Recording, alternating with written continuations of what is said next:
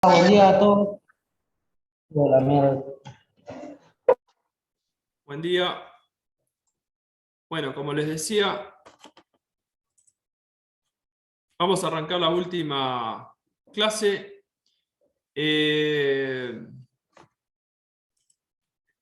Preguntas. ¿Hay alguna pregunta que me quieran hacer? ¿Alguna duda, alguna cuestión que tengan para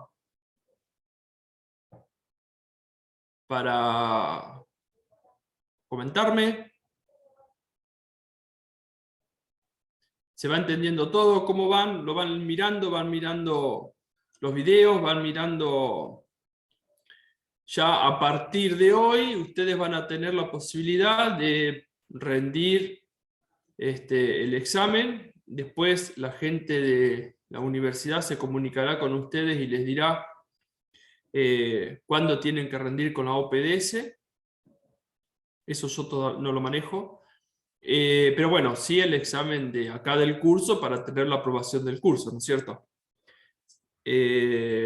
Así que bueno, aprovechen si hay alguna duda, alguna pregunta de lo que hemos visto durante el curso, porque esta es la última contacto que tienen directo conmigo. Después se pueden comunicar, pero a partir del foro, ¿no es cierto? Es decir, de alguna pregunta por mail. Pero si no, estas son la última posibilidad de hacer así un intercambio de ideas o de conceptos o de lo que fuere en vivo. Por eso les estoy comentando. Bueno, si no es así, voy a compartir pantalla. No, una pregunta, Gabriel. Sí, El examen, en el examen final, ¿cuánto tiempo vamos a tener para realizarlo? 1 hora y media. Ah, está bien. Sí, tienen Bien. tiempo, es sencillo, es sencillo. A ver, todos los que tienen o los que vienen cursando o los que vienen haciendo el curso a conciencia lo aprueban seguro, no hay ningún tipo de problema. Salvo que, bueno, que cuelguen totalmente y que no le hayan dado nada de importancia, bueno, ahí ya es otra cosa, pero si no, no van a tener ningún tipo de problema. Bueno, vamos a hablar de un tema importantísimo que es el tratamiento del agua. El tratamiento del agua, ¿por qué es importante hacer un tratamiento de agua para uso a nivel industrial? No solamente para lo que es la caldera, sino para todo lo que es a nivel industrial, es fundamental tener un agua acorde a la industria, ¿no es cierto?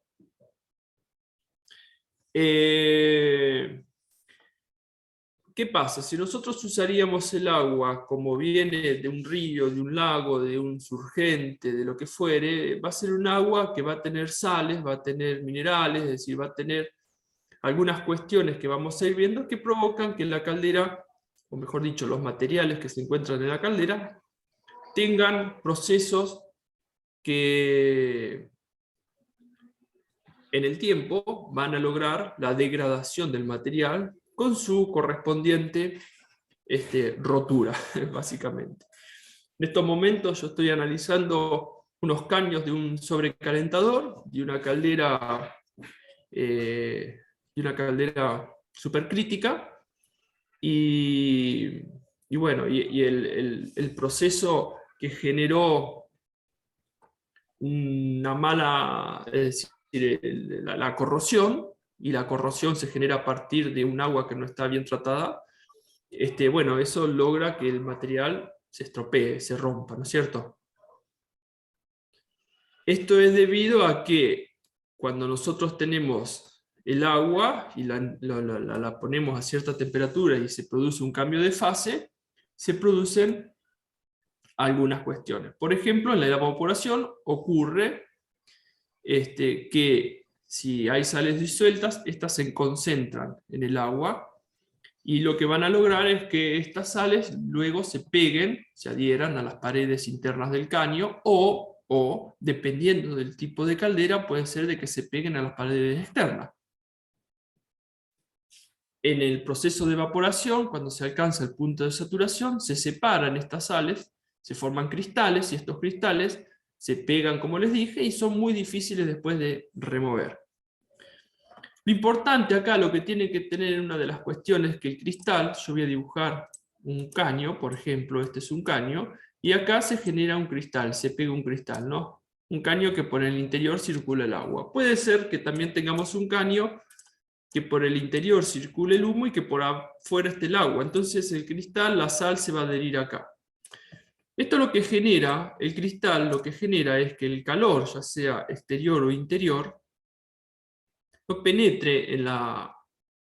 Es decir, como que tengamos, si hago un zoom y acá tengo el cristal, esta zona va a tener una diferencia térmica con respecto al resto. ¿Por qué? Porque el cristal va a provocar que no se tenga una buena transferencia de calor. Entonces, al lado de donde está el cristal, esto uno por ahí lo puede ver bien en un microscopio, ¿no es cierto? En el microscopio electrónico se alcanzan a ver las picaduras o donde se produce la corrosión o se pega un cristal. Entonces, a partir de acá se pueden generar pequeñas fisuras, pequeños huecos, y eso lo que va a provocar es que el material falle. ¿Tá? Por eso es tan importante el tema de que el agua sea un agua apta para caldera. Entonces, para eso hay que hacer un tratamiento del agua. No solamente ocurre la saturación salina, cuando parte del agua se evapora, sino que también ocurre en los gases, y cuando la pérdida de gases como el dióxido de carbono se encuentra disuelto en el agua, esto genera también grandes inconvenientes. Por eso en todas las plantas tenemos equipos para trabajar el agua, ya sea desde el punto de vista de la filtración y desde el punto de vista de la extracción de los gases. Vamos a ver a qué agua podemos encontrar, esto lo vamos a hacer medio rápido, o mejor dicho, cuáles son las impurezas que podemos tener en el agua. Tenemos sólidos en suspensión. Estos son los más sencillos, porque al estar en suspensión con unos buenos filtros lo evacuamos. Y los sólidos en solución, estos son los más complicados, debido a que acá tenemos que hacer algún tratamiento, como puede ser ósmosis o puede ser los lechos de ácido básico mixto. Bien, los sólidos en solución pueden ser cloruros, sulfatos, bicarbonatos, carbonatos, o cuyos cationes de cada uno de estos son calcio, sodio y magnesio. ¿Me van siguiendo, gente? ¿Preguntas hasta acá? Y después, una de las cosas importantes que tenemos que tener en cuenta es, cuando estamos trabajando en una planta o interviniendo en una planta, hay que saber qué tipo de agua va a usar esa planta. Es decir, de dónde proviene el agua. Entonces, en función de dónde proviene, podemos tener un agua cruda, que se encuentra en la naturaleza, tiene muchas impurezas. Las impurezas de este agua cruda son sólidos en suspensión y en solución. Un agua dura, cuyo nivel de minerales es importante, como puede ser el calcio y el magnesio. Un agua blanda no posee cationes, son aguas no incrustantes. Y un agua desmineralizada, que no contiene ningún tipo de cationes ni de aniones. Es un agua de gran utilidad para generadores. ¿Saben ustedes, tienen idea qué agua están manejando en sus plantas? El estudio del agua es fundamental, muchachos, es importante. Ustedes tengan una idea, a ver, si bien no son los encargados, pero por lo menos saber de que un agua que no está bien tratada, por muchas veces se generan inconvenientes, y dice, ¿dónde puede estar el problema? Y lo primero que tenemos que mirar es, bueno, a ver, ¿qué agua tienen ustedes? ¿Qué tratamiento le hacen al agua? ¿De dónde proviene el agua? ¿Tiene filtros? ¿No tiene filtros? Porque, a ver, el filtro es lo básico. Un filtro, la idea del filtro es extraer los materiales que están en suspensión, eso no hay drama. Ahora, lo importante es sacarle las sales al agua. Y muchas veces pasa, me ha tocado, de que ponen una caldera y toman el agua de un surgente, por ejemplo, y agarran y le ponen eh, una sal, es decir, productos químicos para extraer la sal. Pero lo primero que tenemos que hacer es analizar qué tipo de agua tenemos, es decir, hacer un análisis químico del agua en un laboratorio y a partir de ese análisis químico investigar y, bueno, y ver el pH que tiene y en función de ese pH llevar el pH que nosotros nos convenga trabajar. Repito, ustedes como calderistas, por ahí no es la función de ustedes, pero si en una planta importante ahora están operando una planta chica o los llaman para hacer una consulta, y bueno, eso es importantísimo que tengan en cuenta, ¿no? Es decir, bueno, ¿qué agua tienen? ¿Le hicieron estudio al agua, estudio químico? ¿Qué les dio? ¿Qué pH tiene? En función de eso, averiguar en la industria qué se le puede poner para controlar el pH. ¿Me van siguiendo, gente? ¿Me paran cualquier cosa? Acá en Bariloche, según dicen, el agua es muy buena y no hay, no, yo en las plantas que he intervenido usan el agua de la red pública directamente. Veo poco planta de tratamiento de agua y bastante poco Bueno, control. está bien. Para que se me fue que estabas hablando Emiliano, ¿no? Sí. Bueno, eso, Emiliano, es algo muy común. Que lo que estás diciendo vos es algo muy común, pero entonces, por eso yo te preguntaba, bueno, perfecto. ¿Y qué tipo de agua están usando? Agua de red pública. Esa agua viene agua de deshielo. Ese agua seguro que va a tener sales. Es decir, es un agua cruda. Entonces, está bien, el agua está perfecta, es tomable, pero háganle un tratamiento químico, es decir, un análisis químico. Por ejemplo, acá en la zona de Bahía Blanca, es una zona bastante complicada en ese caso, y se le hacen análisis químicos al agua que uno toma de su casa. Va a un campo y quiere tomar agua de un campo porque va a poner una casita. Lo primero que hay que hacer es un análisis químico, a ver qué tipo de agua tiene, es decir, qué minerales tiene el agua. Lo que vos decís está perfecto, el agua es apta, pero hacerle un análisis químico, controlar el pH y fíjate si ese pH te da similar a lo que se usa en la industria, un pH de 9, 9,5, 10, 10,5, dependiendo de la caldera, dependiendo de un montón de cuestiones.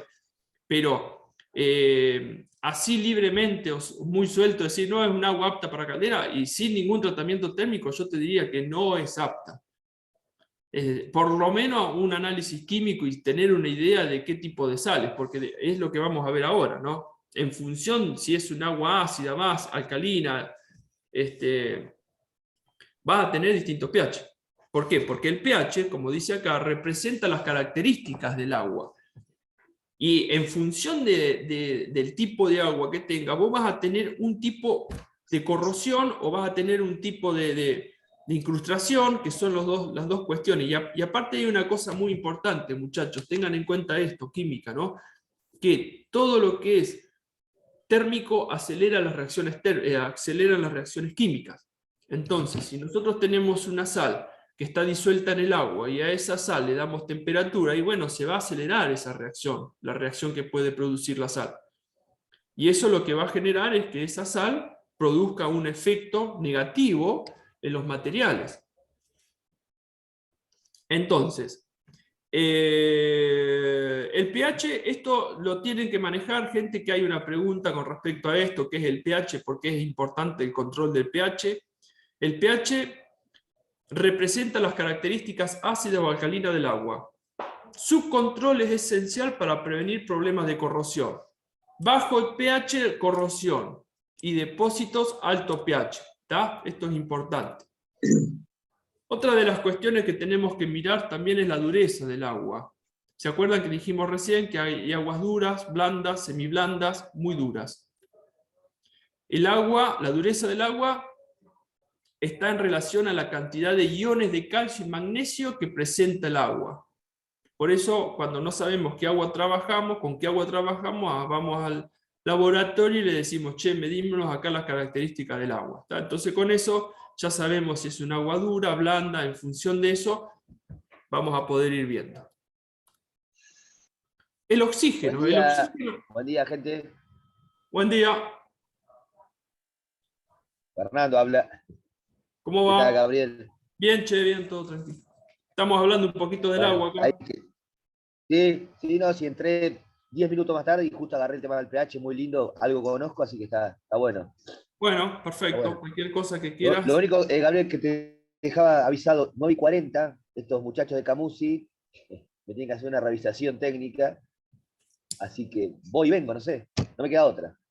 No, no te Calculo que preocupes, a las no, no. No te Yo porque preocupes, es la última después clase, ¿viste?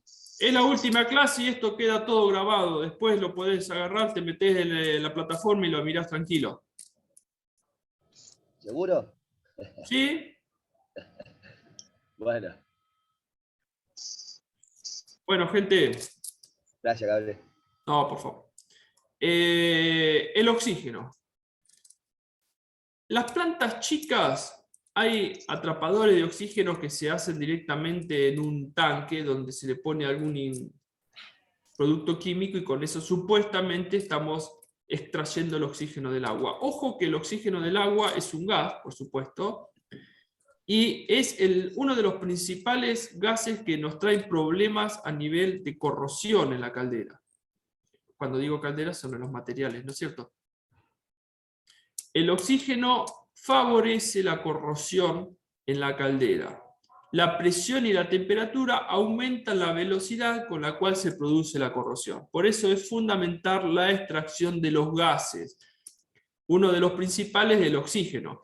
Y acá hay algo importante. Muchas veces dicen, no, yo el agua que sale de la purga directamente la meto al sistema porque es un agua buena. Un agua, aparte los caños los tengo bien, pero ahí muchas veces lo que no se tiene en cuenta es que ese agua, por X motivo, entra en contacto con el medio ambiente, es decir, entra en contacto con la naturaleza, con el aire, ¿no es cierto? Entonces ahí atrapa oxígeno y ese oxígeno lo estamos metiendo a la cañería.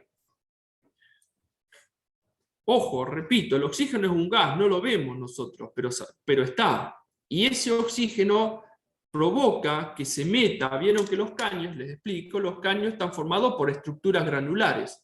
Las estructuras granulares, cuando están a alta temperatura, vamos a decir que se dilatan. Entonces, la molécula de oxígeno, de hidrógeno, que son moléculas chiquititas y muy rápidas, van y van pegándole el caño, y eso lo que va provocando es que se vayan metiendo en la estructura interna del material, y ahí es lo que hace que el material se deforme un poquitito y pueda fisurarse. Si se fisura, por ahí nosotros no lo vemos, si no se le hace un estudio de ensayo no destructivo. Para eso se hacen los estudios de ensayo destructivo, para ver si podemos encontrar alguna fisurita. Ahora, si no se hace ensayo no destructivo, si no se saca el oxígeno, y bueno, se va a fisurar y en algún momento se va a pinchar y puta, se pinchó y es nuevo el caño. Qué raro. Y bueno, no es raro. Si vos no le haces tratamiento al agua, si no controlas el oxígeno y trabajás a temperatura, y obvio que en algún momento vas a tener algún problema. Por eso es tan importante manejar el tema del agua, ¿no es cierto? Acá, ¿cuál es el agua que se necesita para alimentar una caldera? Es aquella agua que no genere fangos y no produzca incrustaciones. Pueden poner también, o ahí dice abajo, que tampoco sea corrosiva. ¿Está? Otro de los problemas, y ahora un poco en función de lo que decía Emiliano del agua de Bariloche, que si no se hace ningún tipo de tratamiento, ni filtrado, puede pasar que ese agua tenga sólidos en suspensión, pequeños, muy chiquititos. Nosotros acá en Bahía Blanca filtramos el agua hasta para tomarla. Yo en mi casa tengo un filtro para tomar el agua. Sí, y un filtro bueno tengo. Y no solamente yo, la mayoría, bueno, no digo la mayoría, pero muchos tienen. Y en un mes se me satura el filtro. Es impresionante. Entonces, ¿qué pasa? Los sólidos en suspensión, no en solución, en suspensión, se van moviendo a altas velocidades con temperatura y van pegando sobre curvas, sobre accesorios, lo que va generando erosión, gente. Esa erosión en algún momento termina produciendo problemas. Entonces, un agua para caldera es un agua que el agua no apta para la alimentación puede ocasionar los siguientes problemas. Ahí está. ¿Cuáles son los problemas que podemos tener si no hacemos un tratamiento al agua? Problemas de incrustación.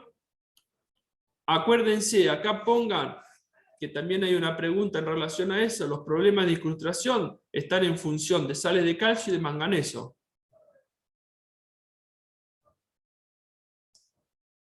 Es decir, problema de incrustación igual aguas duras. Incrustaciones son cuando quedan pedacitos, cristales de esa sal pegadas al caño. Por acá abajo hay una foto. No es lo mismo incrustaciones que corrosión. Hay veces que la incrustación se va pegando, se va pegando, se va pegando y disminuye el espesor del caño en una manera considerable, muy considerable. Es como si fuera en la pava, vieron que se forma ese sarro, una cosa similar para que se den una idea, solamente que por ahí es más difícil de extraerlo. Y después tenemos el problema de corrosión, que también está en función de la temperatura y de las sales.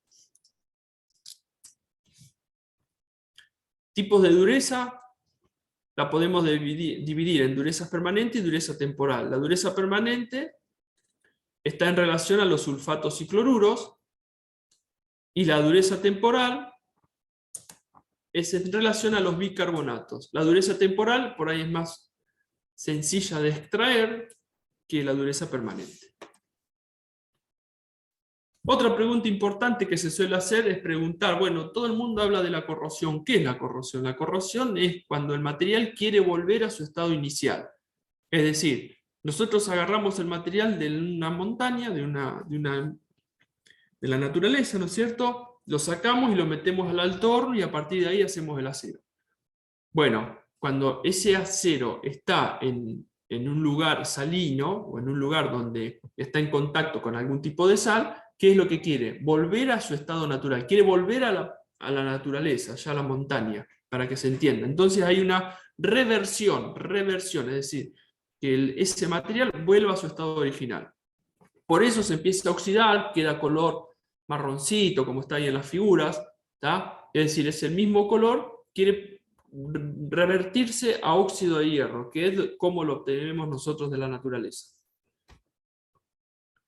Y otra cosa importante que tienen que saber, o que tienen que poner también, cuando le preguntan qué es la corrosión, que la corrosión es una reacción electroquímica, es una reacción que se combina la electricidad con la química, ¿tá? Es decir, son partículas, iones, que se mueven por el material, pero se mueven siempre en la misma dirección y van siempre al mismo punto. Y eso es lo que está provocando que se produzca esa corrosión. La corrosión puede producir un ataque, como les dije recién, sobre una superficie o en forma puntual. La corrosión en forma puntual por ahí es más compleja. Para eso hay algunos métodos que se usan, como pueden ser corrientes galvánicas o ánodo de sacrificio, que son materiales más susceptibles que nosotros tenemos, por ejemplo el caño. Se pone un ánodo, se pone un material, se pone un fierro, para que se entienda, de otro material, que tiene la facilidad de poder captar el movimiento de esos iones y van hacia ese ánodo de sacrificio y no atacan el caño, por ejemplo, ya lo vamos a ver. La corrosión puede ser de origen y naturaleza variable debido al tipo, a la acción del oxígeno y a las sales que se encuentran dentro del agua. ¿Está? Dos tipos de corrosión podemos encontrar en la caldera, en los caños: corrosión lado agua, corrosión lado vapor, y a veces también se encuentra corrosión lado fuego. Y acá empezamos a hablar de los distintos tipos de corrosión. Esto lo voy a nombrar porque, a ver, esto es para que ustedes tengan una idea, pero no es que se evalúa, gente. ¿Tá? La corrosión debido a ácidos libres, presencia provienen de la descomposición del monóxido de carbono, perdón, del dióxido de carbono, y se forma ácido carbónico o hidrólisis de sales. La corrosión y esto sí es importante que lo tengan en cuenta y a mano, la corrosión depende del pH y del oxígeno. Entonces, si nosotros tenemos oxígeno disuelto y a su vez tenemos un pH mayor a 10 u 11, zona alcalina, tenemos una muy alta velocidad de corrosión. Ojo que esto también depende de la caldera, ¿no? Pero por lo general el pH va de 10, 10,5 a 9, 9,5, 9. Zona media de pH entre 4 y 10. Acá en este caso, cuando está entre 4 y 10 el pH, la corrosión depende del contenido de oxígeno que tenga el agua, por eso siempre le estoy diciendo que la corrosión está en función del oxígeno y del pH. Y la zona ácida sería pH menor a 4, que no se usa en la industria, es una velocidad alta. Entonces, resumiendo, muchachos, el pH de 10 a 11 nos va a dar una velocidad de corrosión en el hierro baja. Entonces, si nosotros logramos un pH entre 10,5, 9, 9,5, ¿no? Y bajo contenido de oxígeno, medio que nos estamos asegurando de que vamos a tener una caldera en óptimas condiciones, es decir, perdón, vamos a tener un agua que pueda trabajar sobre la caldera en óptimas condiciones. Bien, corrosión Gabriel. debido... Sí, Luis. Es una pregunta. Si entonces nosotros tenemos que tratar de aconsejar para hacer el análisis del agua, ¿qué deberíamos pedir en el análisis? pH, cantidad de oxígeno que tiene el agua. No, cantidad de oxígeno no te lo va a dar eso. Eso lo tenés que extraer vos en tu planta.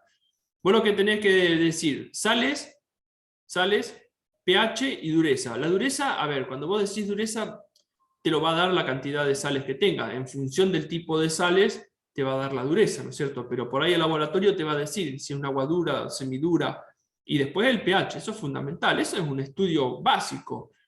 Repito, es algo muy sencillo. Acá en Bahía Blanca hay químicos que se dedican a ir planta por planta y, a ver, en un hospital, en cualquier lado, las plantas de agua mineral, de soda, todas las plantas que están en relación al agua tienen que tener un control químico del agua. Acá es súper común tener un control químico y en función de ese control químico después se evalúa, y acá lo importante es evaluar qué agente químico hay que ponerle. Yo ahí ya no me meto mucho porque en la industria química hay muchas cosas y siempre va apareciendo algo. E igual está acá, dice cuál es el que se le puede poner, pero bueno, depende mucho del tipo de agua, ¿no es cierto? No cuesta nada poner un poquitito de un agente. Por lo general las plantas chicas tienen un depósito de agua. De ese depósito de agua succionan las bombas y va a la caldera, ¿no es cierto? Bueno, en ese depósito de agua es donde se le agrega el agente químico. Otras plantas que conozco, chicas, siempre estoy hablando de plantas chicas, tienen un depósito de agua, le hacen pasar ese agua por una ósmosis y a partir de ahí, de esa ósmosis, la ósmosis es un proceso de filtración y purificación del agua, ósmosis inversa, ¿no es cierto? Ya lo vamos a ver. Es algo relativamente sencillo y barato, que trabaja a partir de contrapresiones que se hace pasar el filtro por un agua y por unas ceolitas, y bueno, y eso es lo que te genera que atrape las sales, ya sean básicas o ácidas, y con eso te aseguras de que por lo menos lo grueso lo vas dejando ahí en esa ósmosis. Entonces, si vos te asegurás de que no estás filtrando las sales, y por otro lado le metes un agente químico para atrapar el oxígeno, y bueno, medio como que le vas a decir al gerente de la planta, bueno, acá el agua la tenemos controlada. Muchas veces pasa, yo en este tema por ahí hablo mucho porque son cosas que son comunes, ¿no es cierto? Las pequeñas empresas, los empresarios que por ahí, lo que ellos quieren es gastar lo menos posible y que el equipo rinda lo máximo posible. Y cuesta hacer entender de que si vos querés que el equipo te rinda lo máximo posible 30 años, tenés que hacer algo para eso. Porque si no, el equipo no vas a gastar nada, agarrás el agua de la red y la metés y no gastas nada, pero ¿cuánto te va a durar? Es decir, ¿cuánto va a ser la vida útil de ese equipo? Muchas veces ellos ni lo interesan ni les importa, porque dicen, no, ya me duró 10 años a la miércoles. Bueno, pero es un equipo que si controlas el agua no te va a durar 10, te va a durar 20 o 30. ¿Se entiende? Sí, acá hubo el tema de que yo comentaba la vez anterior que trabajaban con los digestores, una de las calderas, no duró ni 3 años. La vi ahí, la tienen archivada. Directamente se empezaron a pinchar todos los caños, porque la mayoría de las industrias de acá del Valle de Río Negro trabaja con agua de perforación, porque no hay suficiente presión en la red potable, entonces toman agua de perforación, en ese momento no le hicieron tratamiento, entonces tuvieron que comprar una caldera nueva, porque no les servía para nada. Tal cual, tal cual. En La Pampa pasó lo mismo. Una empresa que se dedica a hacer alimentos balanceados compró una caldera y le enchufó el agua de la red nomás, o de la perforación, no sé de dónde era. Y lo mismo, 2 años, 2 años y medio, 3 años y chau, pero no sirvió más. Es decir, se empieza... Lo que pasa, gente, es que si el agua es un agua que tiene muchas sales, tiene sólidos en suspensión y encima trabaja a una temperatura importante y se te va a hacer pelota. Pero bueno. Bueno, después tenemos corrosión debida a hidrólisis de sales, corrosión debida a gases disueltos. Pitting. Esta es importante. El pitting es importantísimo, ¿tá? Porque el gas es muy corrosivo y sobre todo el oxígeno, debido a que se presenta en forma libre como bioxígeno sería.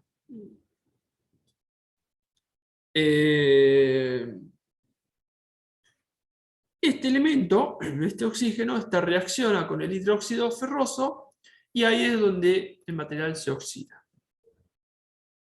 La solubilidad de los gases en el agua depende de la temperatura, y esto es muy importante, muchachos. Por ejemplo, a 100 grados, los miligramos disueltos de oxígeno en el agua tienden que ser 0. Por eso se trabaja en los aireadores de las plantas a una temperatura que está alrededor de los 100 grados. Porque si nosotros lo trabajamos a más o a menos, empezamos a tener oxígeno disuelto en el agua. Por ejemplo, a 95 grados tenemos 0,9 y a 80 2,5. Fundamental controlar la temperatura de los desgasificadores. El desgasificador es un equipo que intercambia con vapor no de primera, sino un vapor más pobre, con el oxígeno, es decir, con el agua, y ahí es un intercambiador básicamente, ¿no? Y lo que hace es ir atrapando el oxígeno para dejar un oxígeno libre de agua. El desgasificador es el último equipo que encuentra el agua en su camino a la caldera. El último, ¿está? Entonces, desgasificador, la llevamos a 100 grados al agua y de ahí directamente pasa a entrada a la caldera. Eso también es importante. Corrosión debida a concentración de temperatura, bueno, acá esto ya lo hablamos. Se calcula que 1 miligramo de hidrógeno por kilogramo de vapor en un generador de 750 toneladas horas, se oxidan 300 kilos de hierro por año. Este es un cálculo, un dato anecdótico, ¿no es cierto? Pero bueno, lo que quiere decir con esto es que, como les dije hoy, el oxígeno y ni hablar el hidrógeno el hidrógeno casi que, el hidrógeno es la molécula más chica y más dura que podemos encontrar en el gas, en un gas. Entonces, los problemas de fragilización por hidrógeno en los materiales, sobre todo en los sobrecalentadores, es altísimo. Si no se saca el hidrógeno, acá ya estoy hablando de plantas industriales importantes, ¿no es cierto? Donde trabajamos a temperatura supercrítica, es decir, donde nosotros tenemos un gas, un vapor que se convierte a gas. Bueno, es altísimo el problema de la fragilización por hidrógeno. Es muy complejo. No me voy a poner a hablar de eso, pero bueno. Y después corrosión debida a corrientes galvánicas. Esto es corrosión puntual, es una corrosión, se origina en corrosiones puntuales debido a que llega a perforar el tubo. ¿Por qué se origina? Corrosión galvánica es, los que estamos cerca del mar es algo recontra común. Se da debido a la presencia de elementos puntuales nobles, que es el hierro, variación de concentración de sal, variación de concentración de gases, bueno. Y acá, lo que les dije recién, la fragilización por hidrógeno, que la reacción entre el vapor y el hierro es acelerada por la presencia de la solución cáustica, y bueno, y el hidrógeno, como les dije, va penetrando en la estructura y la va rompiendo, no solamente desde la superficie, sino que, y ahí está el gran problema, desde lo interior. Se va metiendo. Acuérdense que es la molécula más dura y más chiquitita, entonces hace desastre el hidrógeno, desastre. Y después, por último, tenemos las incrustaciones. Las incrustaciones, como hablamos en un principio, son causadas por impurezas del agua, debido a que se van pegando sobre la superficie del caño.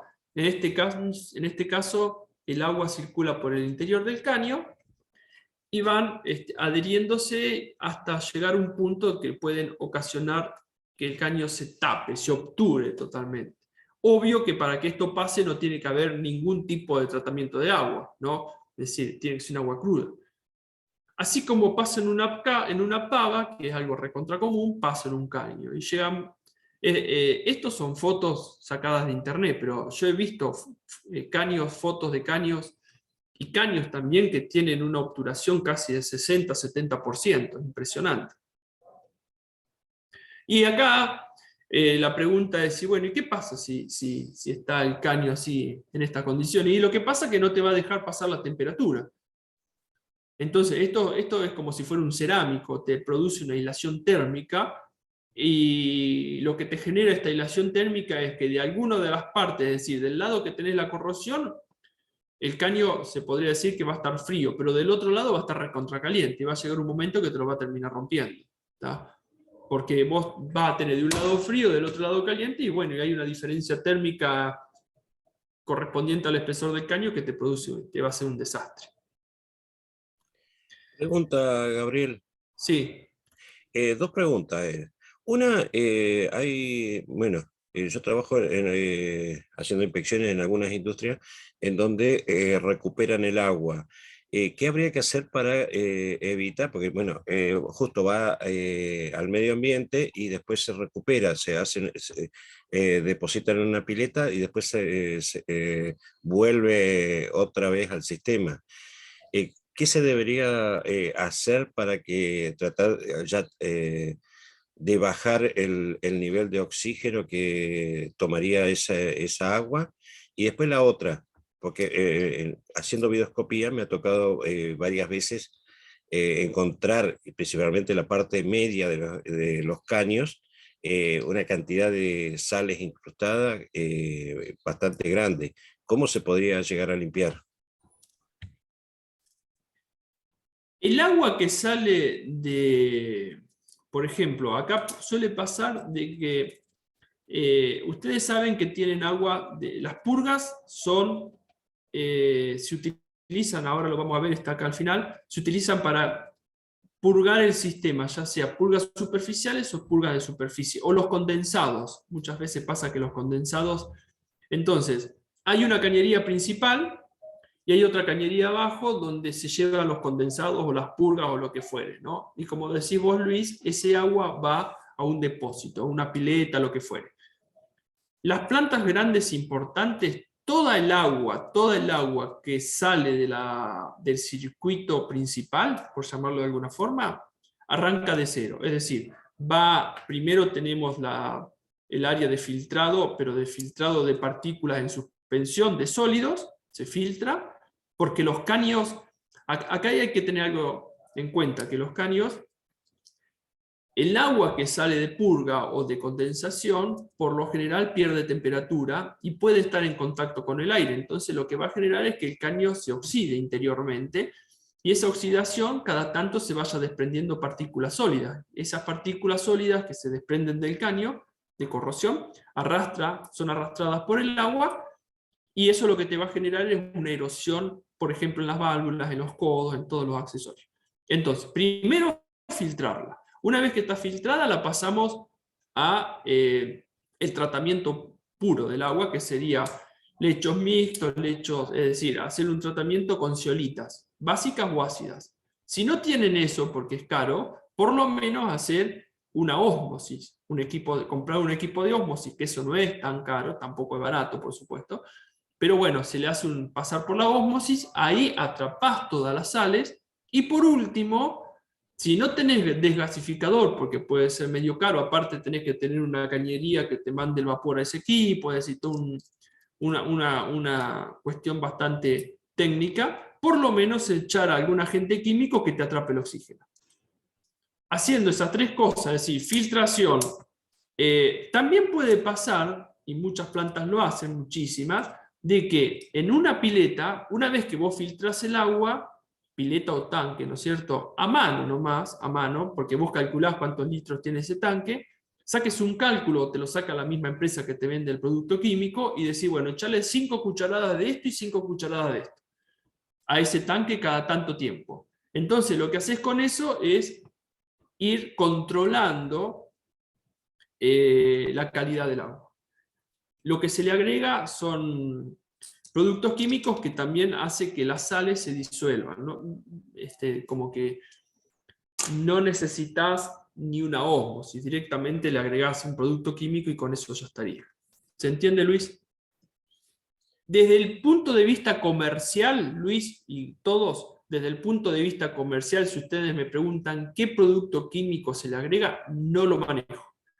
No, nunca me metí en lo que es producto químico para el agua, porque depende, hay muchos y depende del tipo de agua que ustedes. Lo primero que tenés que hacer es hacer un análisis químico al agua. En función de eso, decir, bueno, teniendo el análisis químico a la mano, te vas a una empresa que venda productos químicos para el agua y le decís, che, tengo esto, ¿qué se le puede poner? Y ellos te van a decir qué es lo que le tenés que poner. Pero así estás haciendo las cosas bien. Después tenés que decir, bueno, ¿y dónde lo vas a poner? Y tengo un tanque de 20.000 litros, por ejemplo, digo cualquier número, ¿no? Entonces, bueno, teniendo ese tanque, sabiendo el agua, te van a decir, bueno, cada tantas horas ponele tanto de esto, sabiendo que ese tanque de 20.000 litros tiene un caudal de salida y uno de entrada de tanto. Entonces, ese producto químico, al estar en el agua, te va a solucionar el problema en parte de lo que es la corrosión. Mejor dicho, de lo que son las sales. ¿Se entiende, Luis? Sí, Gabriel. Y la otra pregunta era, a los caños, cuando la encontrás, A los sales... caños, ¿qué se le puede poner? Si está muy incrustado, se hacen algunas limpiezas. Hay plantas especiales de hornos. Acá está HDMI, está Más Argentina. Son plantas, hay alguna otra en Buenos Aires, que te hacen un lavado a presión con algún agente químico, algún producto químico. Lo que pasa es que cuando vos haces esta limpieza, a ver, cuando vos llegás a un punto de que tenés incrustaciones como las que se ven acá en la foto y después querés limpiar todo eso de una, y te va a generar 500 problemas, porque vas a sacar la incrustación, pero también vas a sacar pedazos de material. Es decir, la parte superficial del material está pegada y eso se va con esa incrustación. Y ahí el material te va a generar algún tipo de problema. Es decir, nada, lo vas a limpiar, sí, pero no es gratis, lo que te quiero decir con esto. Salvo que vos digas, bueno, mira, el caño está... tiene muy poquitito de incrustación, poquitito, ¿no? Se ve, vos lo mirás y se ve, haces un análisis y se ve que tiene algo de incrustación. Bueno, ahí sí, periódicamente haces un mantenimiento preventivo y le vas haciendo una limpieza. También se le agrega algún producto químico. Eso se usa, es decir, cuando el caldeo, es decir, cuando vos vas a parar una caldera y sabés que no la vas a usar por meses, se le agrega productos químicos, se hace pasar agua sin que la caldera esté prendida, es decir, por ahí a partir de una inyección de una bomba, con algún producto químico para que hacer una limpieza del caño interior y ya asegurarte de que la corrosión no, porque a ver, también esto es importante, ¿no? Muchas veces pasa de que la caldera va a estar parada X cantidad de tiempo y vacía. Entonces se le hace una limpieza al caño para que no tengas problemas cuando la vayas a usar de corrosión. ¿Se entiende, Luis? Sí, perfecto, Gabriel. Gracias. Bueno, y por último vamos a tocar el tema este de arrastre. Esto es lo que está diciendo acá, arrastre en agua de caldera, es que muchas veces pasa que en las calderas humos tubulares, que acuérdense que son las que por el interior circula el gas de combustión, en estas calderas, en la parte, ¿se acuerdan que tenemos la superficie del agua y después tenemos una zona que es la zona donde está el vapor, por arriba del agua? Lo que suele pasar es que el vapor, cuando sale de la caldera, arrastra partículas de agua. Esas partículas de agua que arrastra pueden llevar consigo pequeños sólidos en suspensión.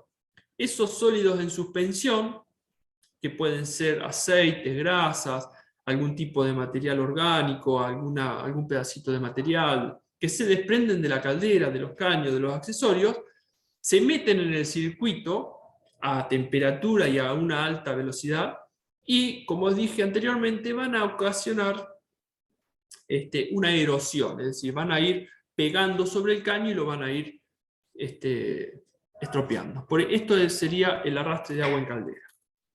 Ven, acá hay una figurita. Bueno, y por último el priming, que sería lo mismo, que es cuando se arrastran pequeñas gotas de agua en el vapor. Bueno, muchachos, me aguantan un minutito, tengo que ir hasta el baño y arrancamos con la otra diapositiva. Ya llegó.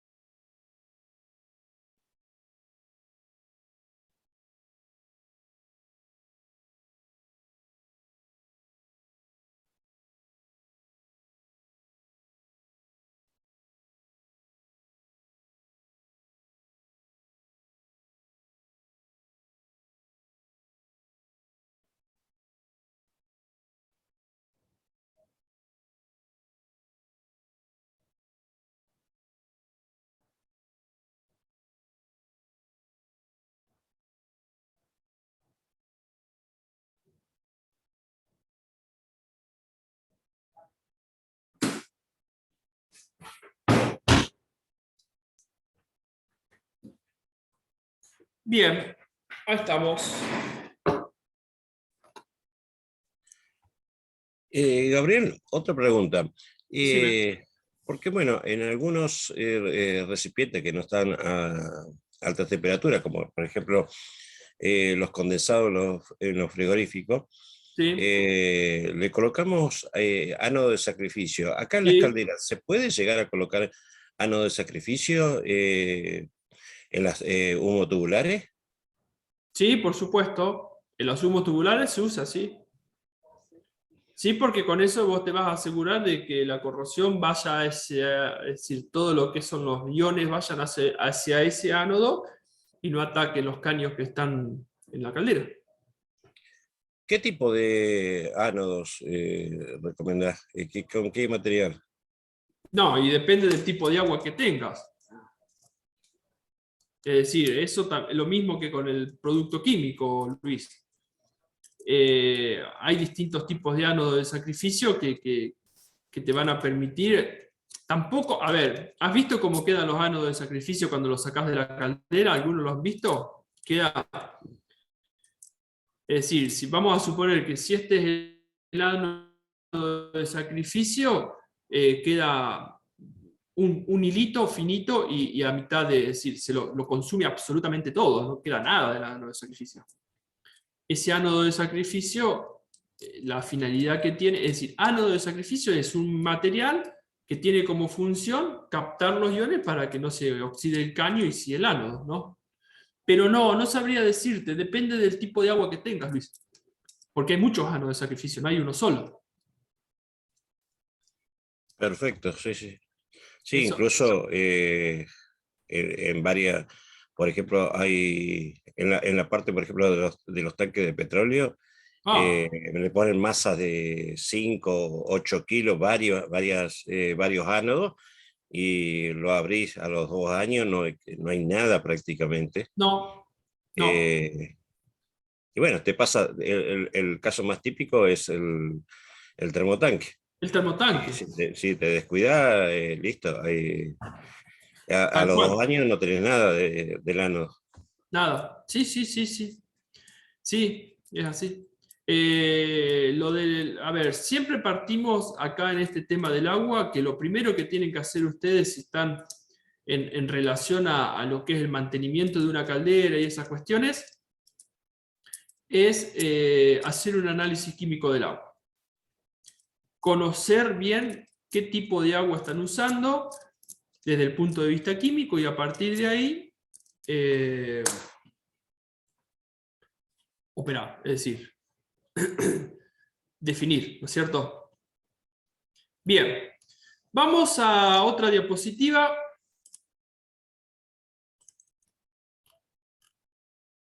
Vamos a hablar ahora.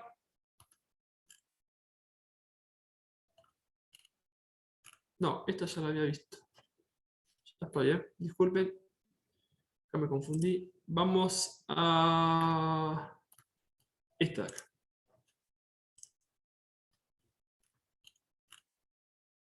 Vamos a ver los tratamientos. Esto es un poco lo que yo les comentaba con respecto a los tratamientos del agua. Tratamientos del agua tenemos internos o externos. Los externos se realiza el agua de reposición. ¿Tá? Las diferentes pérdidas de agua que se originan, como preguntaba vos y Luis, en una caldera, hace que nosotros tengamos que reponer agua. Entonces, todo el agua que entra tiene que ser un agua que tenga un tratamiento óptimo. Este agua se utiliza, se le denomina agua de reposición. Ahí en Central Piedrabuena los chicos lo llaman agua DEMI. Como dijimos, es eliminar elementos que provoquen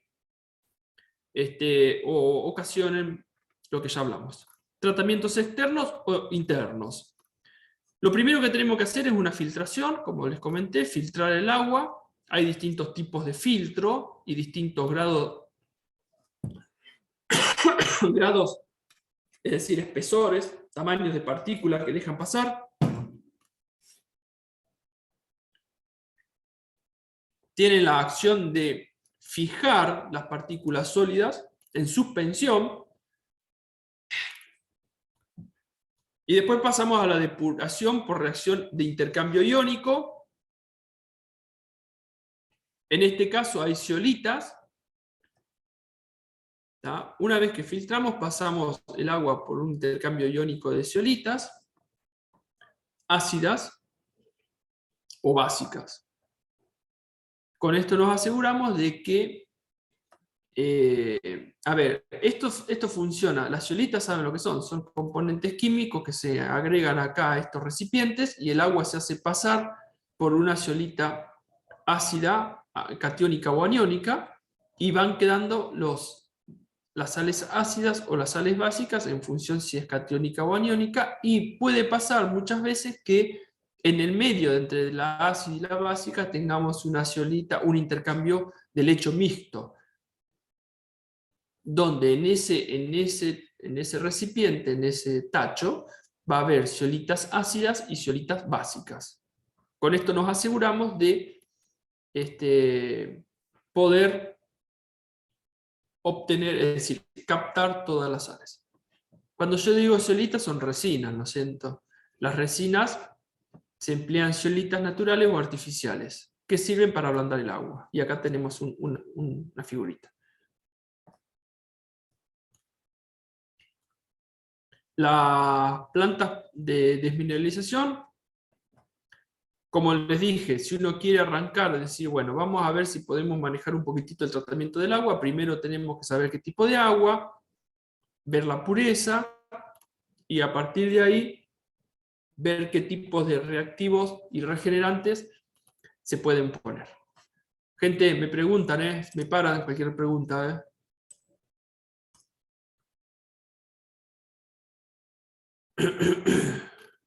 Bueno, acá tenemos lo que yo les digo. ¿Ven? Tenemos y cambiador catiónico, aniónico, lecho mixto y desmineralización. Eso es lo básico.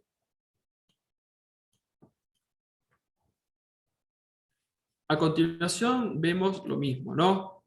Estos son en la vida real sería. Así tiene, esta forma tienen los equipos de intercambiador.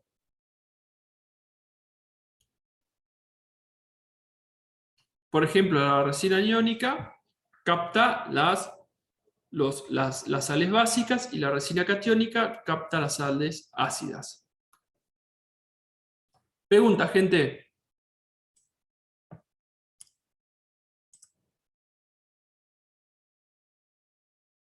Una vez que pasan por estos intercambiadores, ¿no? Después de la separación de las sales, se regenera con soda cáustica y un ácido fuerte respectivamente. Entre el cambiador catiónico y aniónico, como les dije, puede haber un desgasificador para eliminar el dióxido de carbono y evitar la fuga de carbonatos y ácido carbónico. Y acá tenemos la figurita. Fíjense, retorno de los condensados, y esto es lo que vos decías, Luis, el retorno de los condensados va al desgasificador. En este caso debe pasar esto, ¿por qué? Porque acá, en esta planta, se aseguran de que la cañería de condensado es una cañería apta para mandar al desgasificador y no mandar el agua a los ablandadores, que serían los intercambiadores catiónicos y aniónicos. ¿Ah? Y fíjense que el desgasificador tiene una bomba de dosificación de productos químicos y a su vez tiene un intercambiador, es decir, mandamos el agua de reposición, el agua de condensado al desgasificador y de ahí lo mandamos bombas, va a la caldera. Pero por otro lado tenemos una entrada de vapor que hace que este desgasificador, acuérdense, esto es importantísimo, trabaje a una temperatura de aproximadamente 100 grados. Bien, repitiendo, sabiendo que el ablandamiento del agua tiene por finalidad eliminar la dureza, bueno, esto ya lo hablamos. Después tenemos la torre descarbonatadora, que esto sería el de lecho mixto, es decir, elimina esta torre, lo que hace entre el intercambiador catiónico y el aniónico, se coloca esta torre, que tiene como función eliminar el anhídrido carbónico. Esto sirve para no tener un excesivo consumo de la resina aniónica. ¿Está?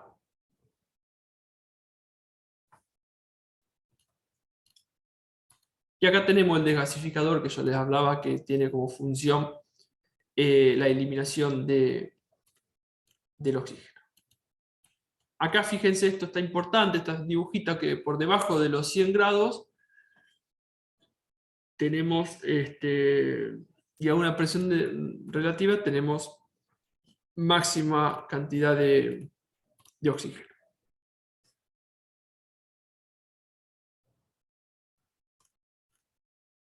Bien, y después tenemos los tratamientos, esos eran tratamientos externos. Y los tratamientos externos quiere decir es que se denomina tratamientos externos a una planta que nosotros tengamos en una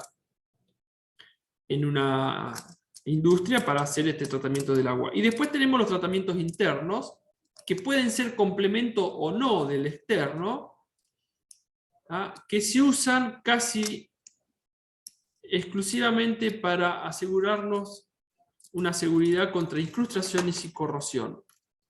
En este caso se hace el agregado de productos químicos, por ejemplo, la soda cáustica o fosfato de sodio o el hidróxido de amonio. Estos son los productos químicos que se suelen, generales, agregar al agua. Acuérdense, esto es un tratamiento interno, como les decía, cuando nosotros en forma manual o a partir de una bomba dosificadora le vamos agregando estos productos químicos a un determinado tanque.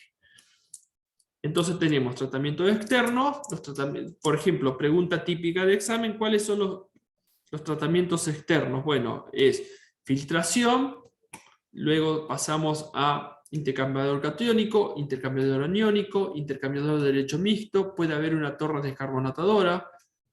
La función de esta torre es asegurarnos de que las resinas catiónicas no tengan un desgaste excesivo.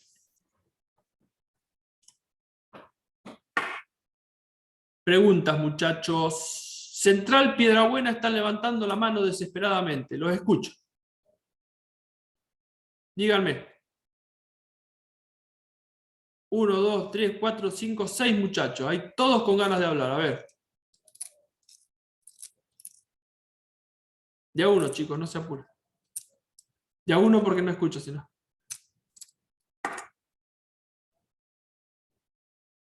Ahí se pusieron nerviosos los muchachos. Te iba a consultar el desgasificador, que tiene algún quemador o es eléctrico. No. El desgasificador funciona con la entrada de vapor. De la Trabaja misma con producción vapor. de la caldera, digamos. Claro, trabaja con vapor. Estamos hablando de un desgasificador de una planta industrial importante, ¿no? Tiene una entrada de vapor controlada, por supuesto. No podemos mandar un vapor de alta, tiene que ser un vapor de baja. Es fundamental el control de la temperatura del desgasificador. Y es muy importante que funcione. Ahí en la zona de ustedes no debe haber ninguna caldera con desgasificador, ¿no? Hablale vos. Buenas, Gabriel. Hola. Estamos viendo y sí, allí se trabaja con el agua. En la planta de de Emi se llama. se encarga. Así es, chicos, así es. Sí. Ustedes tienen muy buen tratamiento de agua, muy bueno. Sí, está bueno. Es más, hasta ustedes, tengo entendido, hasta hace un tiempo atrás, vendían agua de Emi. Sí, se sigue vendiendo, por lo que dicen acá. Se sigue vendiendo. Perfecto. Sí, es un agua de primera calidad. Bueno, listo, chicos. ¿Alguna pregunta tienen para hacer? ¿Lo van entendiendo? ¿Qué les va pareciendo? No pudieron estar la última clase, la anterior. ¿Qué pasó? Le mandamos un mensaje al foro y no nos contestaron. Estábamos tratando de conectarnos, pero nos parecía que estabas por entrar, pero nunca nos pudimos conectar. Nos conectamos al Zoom, pero indicaba que no había clase en vivo, o sea que no se conectó a usted. Ah, bueno. ¿La pudieron ver después por internet, ahí por la plataforma que queda grabada? Sí, la podemos ver después. Bueno. Bueno, Perdón. no sé cuál habrá sido el problema. ¿Me escuchan? Sí, se escucha. En el momento de clase quisieron entrar, porque nunca me apareció el nombre CPD ni nada. 10 minutos antes para el Zoom, pero hasta las 9:30 quedó recalculando el Zoom. Claro, como que el administrador no se conectó. Pensamos que se había olvidado o no hubo clase. Claro, no. Ahí lo que tienen que hacer, a veces el link está fallando. Ahí lo que tienen que hacer, creo que mi número está puesto en la plataforma. Me mandan un mensaje y el link lo mando por WhatsApp. Perfecto. Bueno. Bien, chicos, cualquier consulta me avisan, ¿eh? Vamos a ver la otra diapositiva, la número 19. Sí. No, que no anda, boludo. Ahora anda re mal.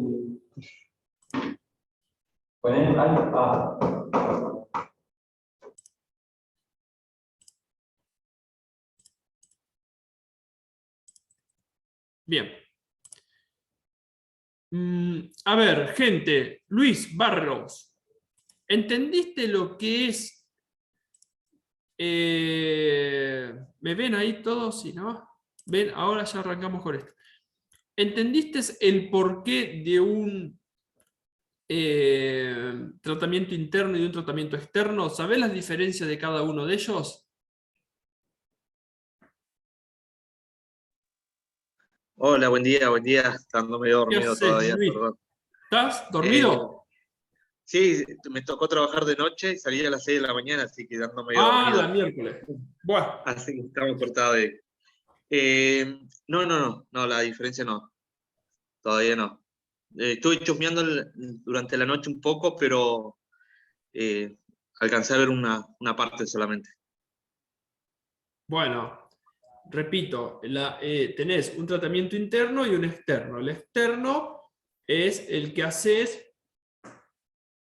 El interno es el que haces antes de enviar el agua a la caldera, ahí cerquita de la caldera. Por eso se llama interno. ¿Está? Muchos foguistas, mucha gente que se dedica a la operación de la caldera, tiene como tarea eso, de manejar el tratamiento interno del agua. Es decir, de ir y ponerle el agente químico necesario para que el agua esté apta para caldera, o medianamente apta. ¿Está? Por un lado. Por otro lado, tenés el tratamiento externo. Ese tratamiento en la planta donde está la caldera, hay un área donde tenés equipos que son el intercambiador catiónico, el desgasificador, el aniónico, todos los que nombramos recién, que tienen como función tener un agua apta para caldera. ¿Se entiende? Esa gente, ese tratamiento externo hay gente que está especializada para trabajar con eso, como es en Central Piedrabuena. En Central Piedrabuena hay una gente, operarios que se dedican a eso, pura y exclusivamente a eso. En las plantas de tratamiento externo continuamente se está midiendo el pH, se está midiendo la conductividad, tienen laboratorios químicos dentro de la planta, donde miden el pH, la conductividad y todo lo relacionado al agua para ir viendo continuamente cómo se va comportando el agua. Fíjense, Buenísimo. bien, perfecto. El ablandamiento interno. Consulta. Sí, Luis, decime. Sí o sí hay que controlar el agua siempre, ya sea una caldera, hay que mandar a hacer la revisación por el pH. Yo no te voy a decir sí o sí, pero te puedo decir de que para mí es fundamental. Es fundamental. Si querés que la caldera te dure unos cuantos años y no tener problemas de corrosión. Ahora, si querés que la caldera te dure un tiempito y a otra cosa, no te calentás y a la miércoles. A ver, depende, esto se lo dije, es decir, hay empresas que se preocupan para que el equipo dure 30, 40 años y no tener problemas. Y hay otras empresas que se preocupan en no gastar plata y que el equipo dure lo que dure. Qué sé yo, son formas, es decir, cada empresa, cada gerente, maneja la planta como les parezca, básicamente. Dale, buenísimo. Bien, el ablandamiento interno se realiza mediante el agregado de fosfatos, muchachos. Y la eliminación se hace a partir de purgas. Purgas de fondo o purgas de superficie. Los fosfatos que podemos agregar son fosfato trisódico, que cumple dos funciones: control de corrosión y como anti-incrustante. Acá tenemos la fórmula. ¿Está? Anoten ahí, vos Luis que me había preguntado, fosfato trisódico es uno de ellos. Hay muchísimos, por eso yo pongo este nada más. Y como les dije anteriormente, la eliminación del oxígeno en calderas de baja presión o media se hace a partir de algún agente químico que se le agrega. Entre ellos podemos agregar, y acá podés anotar también, por ejemplo, sulfito de sodio o la hidracina. Eso es para tratamientos internos, muchachos, ¿tá? Tratamientos internos. Y por último vamos a ver lo que es la ósmosis. La ósmosis es un fenómeno en el cual se busca el equilibrio a partir de hacer pasar el agua a una determinada presión por una placa,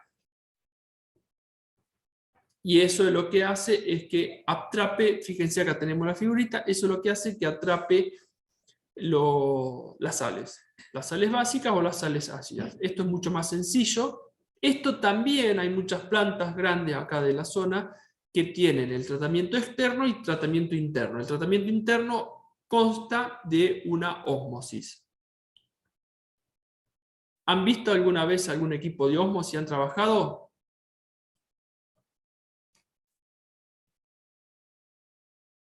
La ósmosis, repito, es pasar el agua a una determinada presión, no tiene que ser una presión excesiva, por una membrana permeable, y esta membrana lo que hace es captar las sales disueltas en el agua. Sí, acá en esta empresa que ha tenido problemas, en esta nueva caldera le colocaron un equipo de ósmosis. Lo vi, es como si tuviera, es como si fuera una especie de filtro. Sí, sí, tal cual. Lo que pasa es que tiene que tener una determinada presión, ¿tá?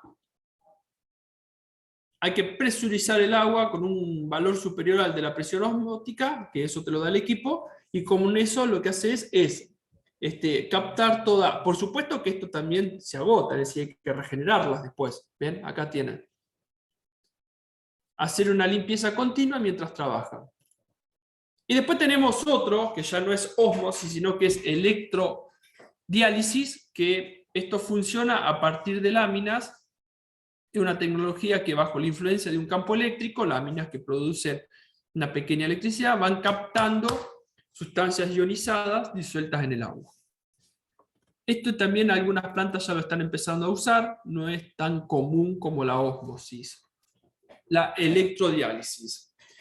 Entre el ánodo y el cátodo colocamos unas membranas semipermeables que tienen como función captar cationes o aniones y con eso... Preguntas, muchachos, ¿me van entendiendo? ¿Qué les parece el tema? Ya estamos terminando y ya pasamos a otro. Es un tema muy importante para los que manejan caldera, para los que están en relación a las calderas. Ténganlo en cuenta. Vayan haciendo escuela con este tema. Allá los de Bariloche, vos, Luis, también vos, Emiliano. Por lo general, las mismas empresas que te venden los equipos te asisten en cuanto al distinto tipo de tratamiento que te conviene aplicar, ¿cierto? En caso de que alguna empresa quiera implementar algún filtrado de esto, ¿no? Sí. Son cuestiones muy específicas también. Sí, es muy específico. Y sí, te asesoran, pero lo primero que te van a preguntar es de dónde sale el agua, tipo de agua, todas esas cuestiones, y a partir de ahí te van a asesorar y sí, tampoco es un asesoramiento así excelente, es un asesoramiento comercial, con eso te estoy diciendo todo, ¿me entendés? Es decir, pero sí, vas a tener pero lo importante es que esté el equipo para poder hacerlo. Acá estoy haciendo unos trabajos en una clínica que están por instalar toda un área, si bien no es... lo comento porque van a poner unos tratamientos de agua para todo un sistema de... ¿Cómo es que se llaman esto? Autoclave. Sí, no, la esterilización. Para todo lo que son equipos de esterilización. Se llaman autoclave. Tuvimos que pidieron muestra de agua, de dónde tomábamos el agua, y en base a eso calibran ellos, el equipo que le van a vender a la clínica. Son varias etapas parecido a esto, de filtrado. La verdad que yo no le presté mucha atención en ese momento porque no era mi tema. Yo ahí proveo las instalaciones, ciertas cosas nada más, de servicio. Pero bueno, esto de que mandaron a pedirlo primero, muestra de agua, se le mandó muestra, para saber ellos de dónde arrancan, digamos, ¿no? Claro. Y después lo que veo yo, porque veo por ahí, me imaginaba todas estas plantitas que por ahí usted mostraste en las fotos, y yo veo en las calderas, en las distintas salas de máquinas que ando, en donde, como entiendo un poco la hidráulica de la instalación, veo que tenemos ingresos de agua directo de la red, y no veo que tenga ningún tipo de instalación previa, digamos. Por eso, rápidamente hoy te comenté de que no veía tratamientos porque me consta que se toma agua está bien por ahí. Bueno, yo estoy en dos plantitas que son de generación de vapor, generan vapor para mover máquinas, ¿no? Sí. No por ahí de alta como para las centrales, pero bueno, no dejan de ser calderas de vapor y nada. Y te digo que estoy seguro que toman el agua de la red porque no hay nada antes. Está bueno por ahí como una pata, digo, ¿no? Pensando en voz alta para vos, de poder ir metiéndote un poquito en el tema agua y asesorando desde el punto de vista de decir, che, acá por ahí haría falta. Te conectás con proveedores de estos productos químicos, es decir, como que veo, digo, ¿no? Mirándolo así desde afuera, que puede ser un nicho interesante, es el tema de empezar a, porque, o por lo menos tener una idea de qué tipo de agua está entrando a la caldera, ver el tema de la corrosión, si es que tiene, me imagino que debe tener, capaz que tiene incrustaciones, qué sé yo, hay que ver qué es lo que le está pasando al caño interiormente, ¿no es cierto? Pero acá en la zona de Bahía Blanca es zona de Bahía Blanca, algo y alrededores, ¿no es cierto? Tener un agua cruda, vamos a llamarla, y que entre a la caldera es inviable, pero 100%, es decir, puede ser de que alguna planta lo tenga, es decir, por ejemplo, yo hace 20 años atrás trabajaba en un hospital y a la caldera entraba, como vos decís, entraba el agua de la red, pero era una calderita chiquitita y, a ver, también están las calderas domiciliarias, esas calderas tampoco tienen tratamiento de agua, pero son domiciliarias. Tendrán algún ánodo de sacrificio, como un termotanque, y con eso medio como que alcanza. Pero ya si hablamos de una caldera industrial, ya sea pequeña, mediana, me parece que está bueno, ¿no? Porque si uno se pone a sacar una cuenta entre el costo de lo que te sale un producto químico y el costo de lo que te sale una reparación de una caldera, bueno, la diferencia no la podemos ni empezar a hablar. Pero bueno. Bueno. Puede ser, si uno agarra, hace todos los tratamientos para agarrar, filtrar el agua, hacerle una ósmosis, se puede ir controlando incluso en las paradas, decir, bueno, a ver, cada 6 meses controlar mediante una videoscopía si tenés incrustaciones. Por supuesto, sí. Análisis de medición de espesores, ultrasonido. También eso se hace continuamente. Esa es la idea, Luis, esa es la idea, es decir, tener un control permanente de cómo se encuentra la cañería de la instalación. No necesariamente puede ser 6 meses, lo podés hacer una vez por año, es decir, vos arrancás, y lo mismo que control del agua. El control del agua, no sé los valores ahora, pero hasta hace un tiempo atrás, hacer un análisis químico de agua era chaucha. En relación a lo que te puede salir una rotura de una caldera, te estoy hablando, una rotura de una caldera hoy en día es una locura lo que sale. No solamente desde el punto de vista de comprar y cambiar un accesorio, sino de la parada de planta, el tiempo de inactividad de producción. Qué sé yo, son cuestiones, como digo acá, cuando las plantas grandes ni lo piensan eso. Tienen tratamiento de agua. Las plantas pequeñas que están arrancando, que tienen una caldera ahí, medio como que todavía hay un gris, ¿no? Por ejemplo, en la cañería es bastante complicado para medir la parte de los espesores. Por ejemplo, la que yo veo, las humotubulares, pero en la placa sí se podría llegar a ver, ahí se puede ver el espesor, controlar el espesor, porque bueno, tenés mayor superficie para apoyar el palpador, pero el tema de la cañería ahí es complicado. Yo muchas veces le hago la sugerencia de una videoscopía para ver el tema de la incrustación o si hay corrosión. Y lo que yo te decía era ver, después de que empiecen a hacer un tratamiento al agua, ir analizando con una videoscopía para ver si hay que profundizar ese tratamiento del agua. Está excelente, está muy bien. Vas teniendo un control de cómo va el tema del progreso de corrosión o no de la cañería. Está muy bien. Todo lo que sea, lo que se puede, a mí me parece, ¿no es cierto? Todo lo que uno puede hacer de ensayo no destructivo como una videoscopía, video, no se me fue. Videoscopía. Videoscopía, ahí está, me faltaba una palabra en el medio, gracias. Todo lo que son ensayos no destructivos suman. Nosotros, en estos momentos, yo estoy trabajando con la API 579, que es una norma que se usa para aptitud para el servicio, la FFS, for Service, Field for Service, y habla de todo lo que se puede hacer de ensayo no destructivo para tener una cañería, un sistema, una planta apta para el funcionamiento, ¿no? Es decir, estudiar la vida residual, todas esas cuestiones. Está bien, estamos hablando de otra cuestión más ya a nivel industrial importante, pero a nivel industrial mediano chico, si se puede hacer ensayo no destructivo y mediciones continuas de análisis químico del agua, es excelente. Tener un registro de cómo va evolucionando el agua, la conductividad, el pH, la dureza, son 3 o 4 cositas que ayudarían muchísimo.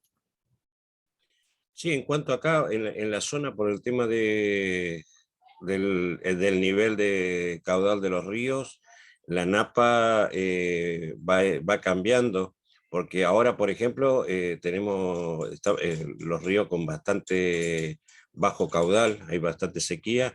Yo creo que hay mucha diferencia, por ejemplo, en el verano, que puede llegar a venir un poquito más, con más caudal. Entonces ahí, como toman agua de perforación, habría que ir haciendo por lo menos 2 veces al año un análisis del agua. Totalmente. La diferencia que vas a tener entre un agua de perforación y un agua de río, un agua vendría a ser de río, va a ser abismal. Ni hablar, ni hablar. Bueno, gente, vamos a seguir un poquito con esto. Saben lo que es el condensado, hablamos del retorno de los condensados. ¿Se acuerdan que les dije que es fundamental el control del retorno de los condensados? Disculpa, Gabriel. Sí, ¿quién está hablando que no lo veo acá? Jorge Gómez. Jorge. Estoy trabajando, no puedo poner la imagen ahora, pero Está bien, Jorge. escuchando, me viene a la mente una pregunta. En un momento, unos años atrás, me tocó operar una caldera acuotubular que quemaba gas y a veces cáscara de girasol como combustible. Bien. Escuchando hablar de incrustaciones, me venía a la mente la siguiente pregunta: ¿qué tipo de mantenimiento se puede hacer en el caso de las incrustaciones del lado de afuera del caño? Porque, por ejemplo, pasaba en ese caso, en esa caldera, que se incrustaba mucha ceniza, de acuerdo a la calidad de la combustión, y se veía después, en las piedras que se formaban, cómo saltaban a veces, y había que parar la caldera porque justamente había perforado desde afuera el caño hacia adentro. Tal cual. Entonces me generaba esa pregunta, ¿no? ¿Qué tipo de mantenimiento o cómo se puede reducir eso? O si solo tiene que ver con la calidad de la combustión, ¿no? Generada. Tal cual. Sí, Jorge, está muy bien la acotación que haces. Nosotros cuando estudiamos los caños, miren, acá tengo uno, ¿ven? A ver si me alcanzan a ver. Esperen, voy a dejar de compartir. Este se lo mostré el otro día porque es el mismo que vengo laburando, ¿ven? Este caño,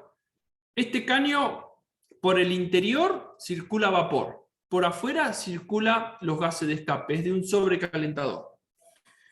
Y aguanten un minutito.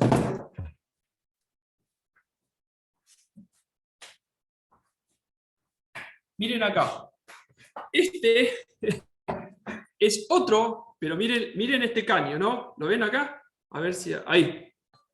Este es otro cañito, un poquito más grande nomás, ¿no? Miren cómo... No sé si alcanzan a ver cómo... Tiene que ser redondo, pero miren la deformación que tiene. ¿Lo ven? Excesiva temperatura. Se deformó todo. Ahí está, ¿ven? Miren cómo está todo deformado. Esta es una parte y allá tengo la otra parte. Bueno, lo que quiero decir con esto, que miren las manos cómo me quedan. Gabriel. Sí. Muchas veces, incluso por los excesos de temperatura, por ese motivo, a veces no le hacen por ejemplo, cuando se pincha alguna de las cañerías, no le hacen el recambio de las cañerías porque cuesta bastante poder sacar los tubos porque quedan deformados. Tal cual, no, pero no, a la vez que está deformado y está pinchado, sí o sí hay que sacarlo. Miren una cosa. Miren esto. Este ya es más pesado. Pero les muestro para que vean también la diferencia de los materiales que estoy estudiando. ¿Ven esto? Miren el espesor que tiene. Y fíjense. Un codito. ¿Ah? ¿Lo ven acá? Bueno, este lo dejo porque es pesadísimo. Este es un codo de un material que se usa para los hornos de craqueo. También lo mismo. Por afuera, los gases, por adentro va la mezcla de gas. Se usa para los hornos de craqueo. Bueno, Jorge, con respecto a lo que vos me preguntabas, estuve una vez analizando calderas de acá de la zona que trabajaban, como vos me decís, con cáscara de soja, de maíz, es decir, productos sólidos. Entonces había una diferencia abismal entre lo que es cuando se quemaba el gas o cuando se quemaba un sólido. Lo que hacían esto, y lo fundamental es el control de la combustión. Muchas veces es difícil ese control, cuando hay diferencias tan grandes entre un gas y un sólido. Entonces, lo que se suele hacer es poner algún tipo de filtro, como para que no le pegue en forma directa el calor a los caños, ¿no?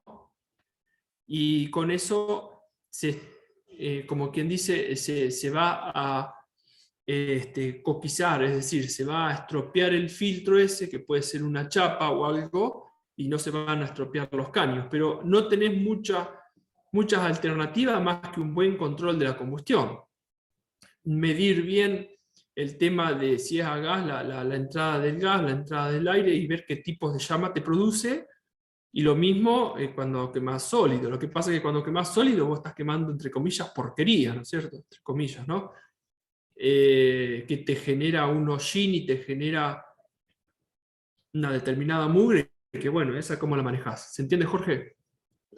Sí, perfecto. Acá tuve la oportunidad en una parada de ingresar a esa caldera que operaba, estaba directo, o sea, el hogar estaba descubierto y el colchón de cáscara y de brasa que se hacía estaba directo en contacto con los caños. Entonces, claro. Me acuerdo que vos, incluso participé, rasqueteabas los caños con unas piquetas largas y caían los pedazos de incrustación claro. y saltaban los chorros de agua que estaban en los caños. Era una cosa media sorprendente. Pero bueno, nada, eso siempre me quedó como ahí en el tintero de saber si eso podía reducirse o no. Pero bueno, depende de la combustión. Claro. Depende de la combustión. Gracias. No tenés otra alternativa que un buen control de la combustión. Lo que pasa es que cuando vos estás quemando sólido, el control ese es medio complicado, ¿viste? Lo que yo he visto que se ha hecho en plantas donde queman sólidos es, que es un trabajo importante, pero se hace, limpiar a partir de una inyección de aire, y a veces aire y vapor, toda se la hace un soplado cada vez que se paraba la planta en el día. Es decir, ¿por qué? Porque no sé en qué lugar sería esa caldera, pero acá en la provincia de Buenos Aires está muy controlado el tema de la emisión de partículas sólidas al aire por la chimenea. Entonces tiene que haber filtros. Y los filtros... No sé perdón que te interrumpa, no sé si nombrar la empresa o no, pero fue en el año 2004 más o menos, y el soplado en ese momento se hacía cada 2 horas. Claro. No estaba directo a la chimenea, porque después había una cadena de multiciclones, unos filtros de mangas, había varios filtros. Y después al final había un depósito de ceniza. pero pese a eso, la caldera, no sé, cada dos meses o 3 se paraba porque no daba más, así. Tal cual, tal cual. Daba por mantenimiento. Está perfecto lo que está describiendo, es así.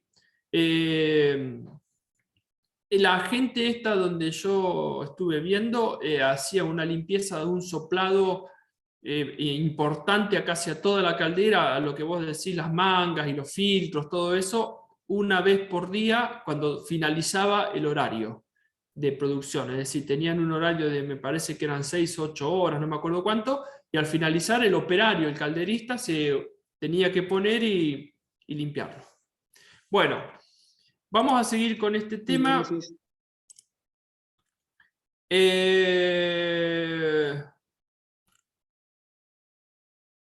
Bueno, acá estamos hablando del sistema de bombeo para lo que es condensados.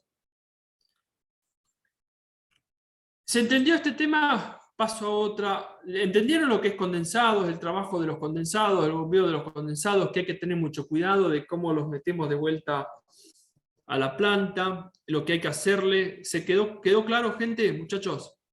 Me preguntan si no, ¿eh?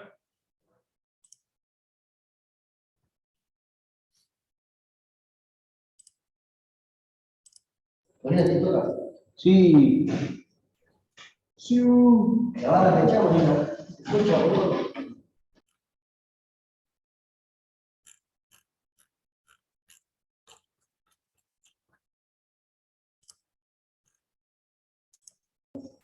Sí, ahora con el tema del agua y eso quedó claro.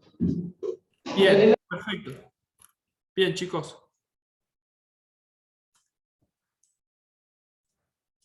Bueno.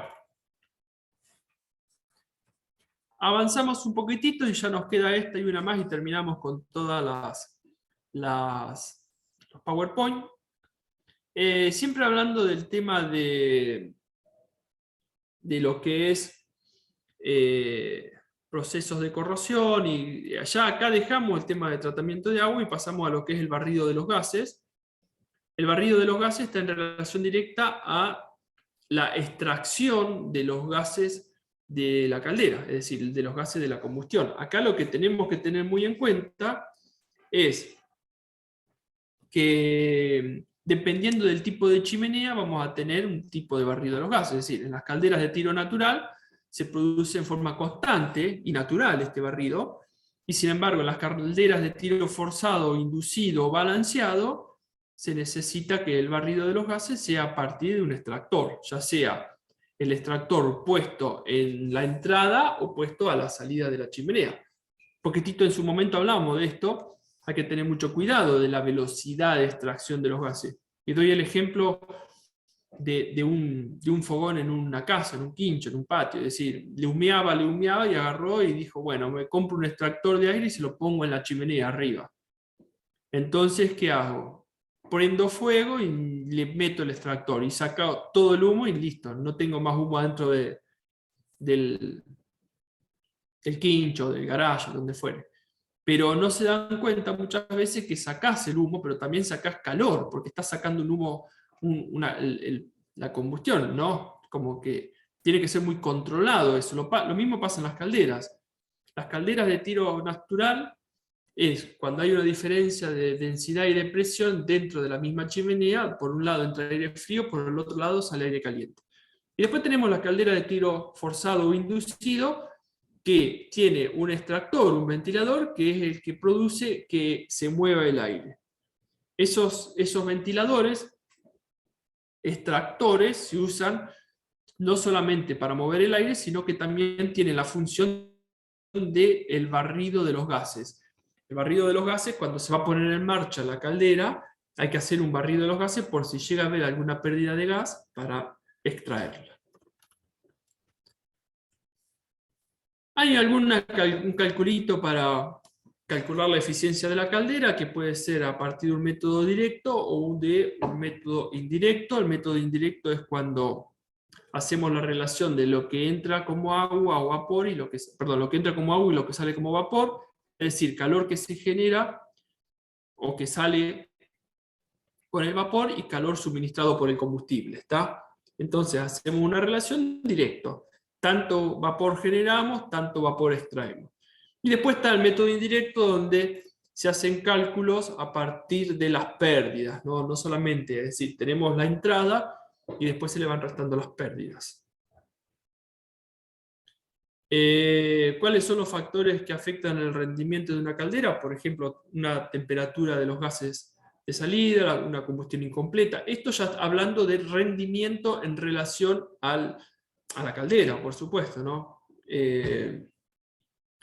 Si hay pérdidas de temperatura por la chimenea, si hay una combustión incompleta donde la llama es amarilla o la llama se vuela, debido a un exceso de aire, un exceso de combustible, humedad en el combustible. Muchas veces no hay un control delicado de las purgas, entonces las calderas medianas, pequeñas, va un operario y abre y purga, pero no tiene un control de ese agua que se sale, que se escapa, que se tira, ya sean purgas de superficie o purgas de fondo. Otra cosa fundamental es el tema de la aislación. Por ahí hay que transportar el vapor una cierta cantidad de metros y la cañería está aislada. La cañería no está aislada. Bueno, son todas cuestiones que hay que tener en cuenta para mejorar el rendimiento de una caldera. Y para eso, bueno, hay que controlar el tema de la combustión, el tema de los economizadores. Como dijimos en su momento, es fundamental si se puede calentar el aire, recuperar el agua que se tira en las purgas, hacer una buena aislación de la cañería. Todas son medidas a tener en cuenta para mejorar el rendimiento de la caldera. ¿Está?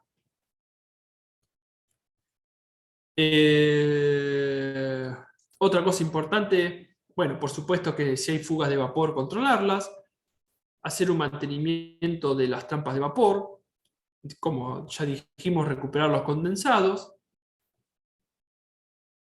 Esto es fundamental, ver la frecuencia en los ventiladores para que no saquen demasiado calor. Bien. Y después ya lo que es el tema de corrosión, que también eso es importante. Acá, Jorge, que vos me habías preguntado, una de las cuestiones importantes, que eso se me había pasado, es el tema del control del azufre, que es la causa primordial de la corrosión del lado humo. Cuando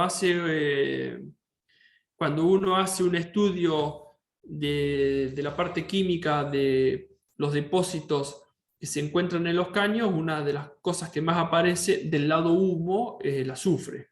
Eso está en función del combustible que estás quemando y del proceso de combustión, ¿no es cierto? Y esto lo que provoca lo que se llama el ácido sulfúrico, que bueno, que es como un rocío y se va pegando en la cañería y lo va rompiendo, lo va erosionando, lo va produciendo una corrosión. Bueno, y después ya otra de las cuestiones es la prueba hidráulica, que esto se hace muy a menudo. Algunas plantas lo están dejando de hacer debido a que dicen que se le da una excesiva presión al caño, una presión que nunca va a llegar, pero bueno, otras lo hacen. Debido a que nos aseguramos de que no tengamos pérdida, ¿no es cierto?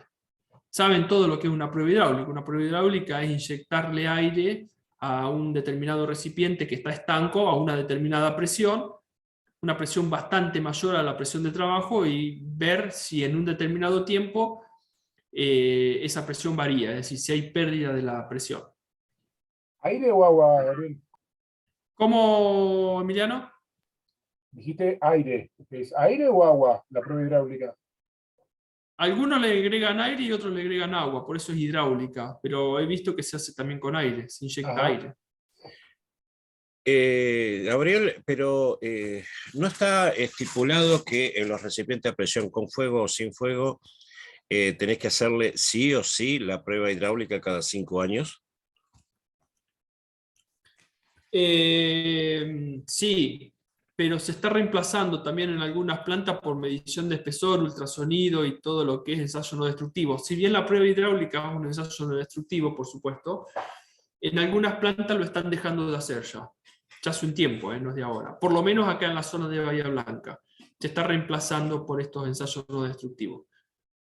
Gabriel. Por ejemplo, Sí, lo que pasa es que nosotros, por ejemplo, la medición de espesores la hacemos como están las normas cada un año y cada Sí. 5 hacemos lo que es pruebas hidráulicas.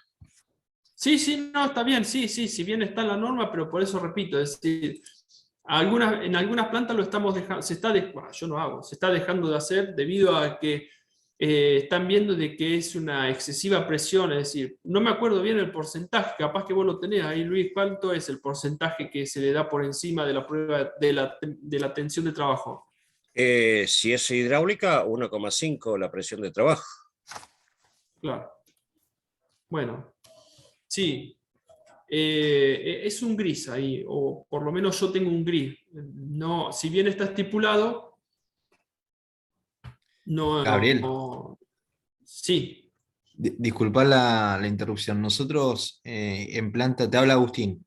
Sí, Agustín, Nosotros en decime. planta solemos hacer pruebas hidráulicas, y esto del tema de la presión, hay una presión, que eso generalmente nos fijamos en el datasheet del equipo, Claro. donde según el porcentaje pasa a ser de hidráulica a neumática, se considera por cuestiones de seguridad.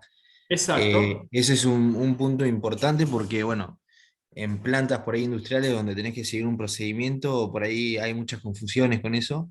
Sí. Y la otra, por ahí, el otro aporte que quería hacer es que solamente, o sea, no es que solamente se hace con aire y agua, nosotros, por ejemplo, lo hacemos con nitrógeno.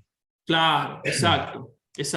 Porque es neutro, está bien, está perfecto. Exactamente, porque por ahí manejamos productos donde dentro del recipiente tiene que estar totalmente inerte por reacciones Claro. químicas también. Exacto, el aire te puede provocar una reacción química, entonces con eso, con nitrógeno no. Perfecto, sí. Por eso yo les decía, cuando decimos de prueba hidráulica que se puede hacer con aire, debido a que se le inyecta al recipiente, como dijo muy bien, gracias por el aporte, Agustín, que se le puede agregar nitrógeno o aire y mantenerlo. ¿Cuánto tiempo lo mantienen constante para ver si cae? Y mira, muchas veces nosotros hacemos con ambos, o sea, con aire de estaciones de servicio, Sí. y con nitrógeno. Eso depende del procedimiento. Hay veces que lo dejamos un día, lo cual requiere mucho más seguridad, un técnico de seguridad que esté presente. Después también en ese transcurso de las 24 horas se hacen los chequeos de fuga cada tanto, digamos, cada tanto tiempo. Se monitorea por panel, pero bueno, es según el equipo y según el producto, porque nitrógeno hacemos cuando son productos pirofóricos, por ejemplo, que sí o sí tienen que ser inerte, y si no, bueno, después cuando es algo ya que no requiere de que, o no hay peligro de que entre oxígeno, sí, lo podemos hacer con aire o con agua directamente. Perfecto. Gracias, Agustín. Por favor. Bueno, chicos, muchachos, pues ya no hay ninguno, chicos, todo bastante crecidito. Estamos. Ya los chicos de Central Piedrabuena son más chicos. Bueno, quedan 15 minutos, vamos a dejarlos para charlar un poquitito de algunas cuestiones. Preguntas sobre el curso, ¿qué les pareció? ¿Alguna cuestión que me quieran comentar? Los escucho. Abran el micrófono y charlamos un ratito entre todos. Mauricio, Fernando, si querés hacer algún comentario, los chicos de Central Piedrabuena, Matías, lo mismo vos, Matías. ¿Alguna pregunta, duda, cuestión que tengan? Estamos para eso. Estoy para eso. Charlar un ratito. Por supuesto, Emiliano, Luis, ustedes ya han participado más preguntando, pero bueno. ¿Se entendió? ¿Se entendió? ¿Les pareció interesante? Sí, chicos. Con el tema del examen, ¿en cuánto tiempo es para rendir?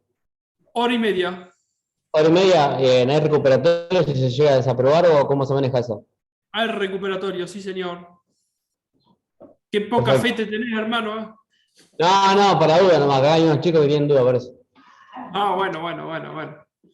Metele un poquitito, estudié un poquito, no digo estudiar, porque tampoco es estudiar, pero pegarle una Repasar. miradita. Repasar. Repasar un poquitito, tienen como una semana para hacerlo, no me acuerdo bien cuántos días, pero tienen tiempo, no es que lo tienen que hacer mañana, tienen tiempo para sentarse y repasar un poquito. Les conviene repasar un poco y después hacerlos tranquilos, tienen tiempo, no es difícil. Perfecto. ¿Es por Zoom o online así? No, ustedes se conectan a la plataforma. No, yo no aparezco más. Es decir, ahora en un ratito ya se corta la clase, el vivo, y bueno, y ya no me ven más. Sí puedo contestar preguntas, por supuesto, en el foro, eso ni hablar, pero clases en vivo está la última. Y la evaluación, ustedes entran a la plataforma, fíjense que hay un link ahí que dice evaluación final, lo apretan y les va a aparecer la evaluación y la hacen. Me parece que tienen dos posibilidades para responder la pregunta, es decir, si hacen la primera, tienen dudas, la pueden rehacer de vuelta y con eso ya después listo. Yo te hago una pregunta, Gabriel. Sí, Jorge.